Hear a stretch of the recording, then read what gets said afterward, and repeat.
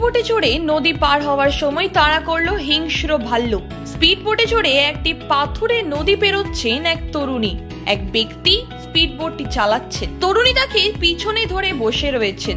এমনই সময় নদী লাগোয়া জঙ্গল থেকে বেরিয়ে আসে একটি ভয়ঙ্কর ভাল্লুক। স্পিড বোট দেখে তাড়া করতে শুরু করে হিংস্র ভাবে। জলের মধ্যেই স্পিড বোটটিকে তাড়া করে দৌড়াতে শুরু করে সে।